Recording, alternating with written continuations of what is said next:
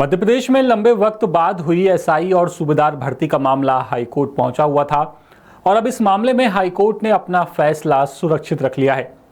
तो चलिए जानते हैं कि आखिर ये मामला क्या था। और हाईकोर्ट में एक रिट पिटीशन जिसका नंबर 29168/2026 है, ये दायर हुई थी। ये याचिका 14 मौजूद पुलिस कर्मियों ने मिलकर दायर की थी।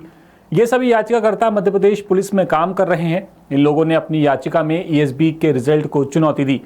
ये रिजल्ट 2 जुलाई 2026 को जारी हुआ। 7 जुलाई को रिजल्ट प्रकाशित किया गया। याचिका में 27 अक्टूबर 2025 के भर्ती नियमों को भी चुनौती दी गई है। अब विवाद क्या है वो जानिए। याचिकाकर्ताओं का मुख्य सवाल ओपन सीट को लेकर के है। उनका कहना है कि ओपन सीट किसी खास वर्ग की सीट नहीं है, ये सभी योग्य उम्मीदवारों के लिए खुली हुई मेरिट सीट है। ज्यादा नंबर वाला उम्मीदवार इसमें जगह बना सकता है। याचिका में सुप्रीम कोर्ट के कई फैसलों का भी हवाला दिया गया। याचिकाकर्ताओं के मुताबिक पहले मेरिट देखी जानी चाहिए, इसके बाद हॉरिजॉन्टल कोटे का हिसाब होना चाहिए।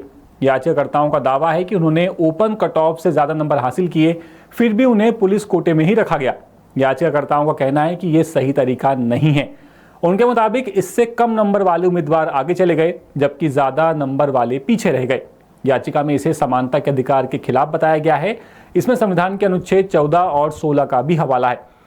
याचिका में सूबेदार भर्ती के आंकड़ों को भी बताया गया है। अनरिजर्व कैटेगरी पुलिस श्रेणी का कट ऑफ 571.16 बताया गया, जबकि अनरिजर्व ओपन कैटेगरी का कट ऑफ 561.36 बताया गया। याचिकाकर्ताओं ने इसी अंतर को बड़ा आधार बनाया है। उनका कहना है कि कट ऑफ में ये उलटफेर अहम है। उनके मुताबिक उम्मीदवारों को पहले अलग अलग वर्गों में रखा गया, इसके बाद उनके लिए सीटों का हिसाब लगाया गया।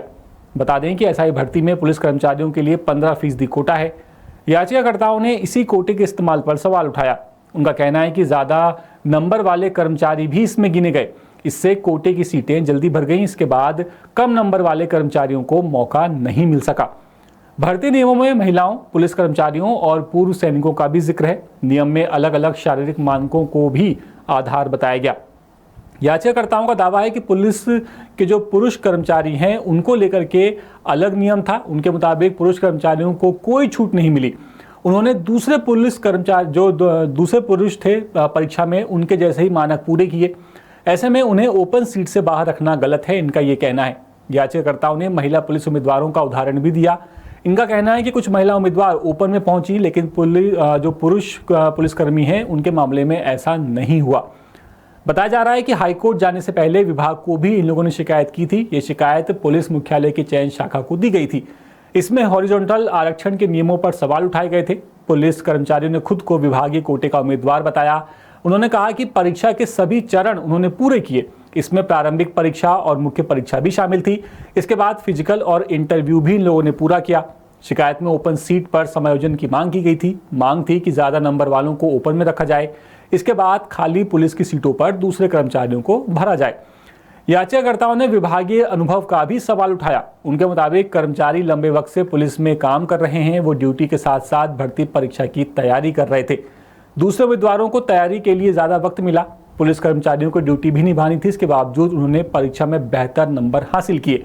इसी आधार पर उन्होंने अपनी मेहनत का सम्मान मांगा है। उनका कहना है कि यह अनुभव को जो उनका अनुभव है उसे कम नहीं आंका जाना चाहिए। साथ ही कोर्ट ने भर्ती प्रक्रिया को लेकर के मौखिक सवाल भी किया। कोर्ट ने कर्मचारियों के अनुभव का मुद्दा उठाया। नए उम्मीदवारों से उनकी तुलना को लेकर भी सवाल किया। कोर्ट ने पूछा कि कर्मचारी पहले से विभाग में काम करते हैं, दूसरी ओर नए उम्मीदवार भी परीक्षा में शामिल हुए हैं, ऐसे में क्या कर्मचारियों के साथ भेदभाव नहीं होगा। सुनवाई पूरी होने के बाद कोर्ट ने अपना फैसला सुरक्षित रख लिया है। अब इस विवाद का अगला पड़ाव हाईकोर्ट का फैसला है। फैसले से भर्ती की मेरिट लिस्ट पर असर पड़ सकता है। अगर मांग कोर्ट मान लेता है तो बदलाव संभव है। ऐसे में ओपन सीट की मेरिट फिर से बनती देखी जा सकती है। यानी कि फिलहाल अब इस मामले में कुछ भी हो सकता है और देखते हैं हाईकोर्ट का फैसला किसके फेवर में आता है। ये पूरी खबर जबलपुर से हमारे विशेष संवाददाता नील तिवारी लेकर के आए थे। अपडेट्स के लिए आप बने रहिए द सूत्र के साथ। नमस्कार। लेटेस्ट, इन्वेस्टिगेटिव और इन डेप्थ खबरें देखने के लिए ज्वाइन कीजिए द सूत्र का व्हाट्सएप चैनल, सब्सक्राइब कीजिए यूट्यूब चैनल, लाइक कीजिए फेसबुक पेज और पढ़ते रहिए www.daसूत्र.com।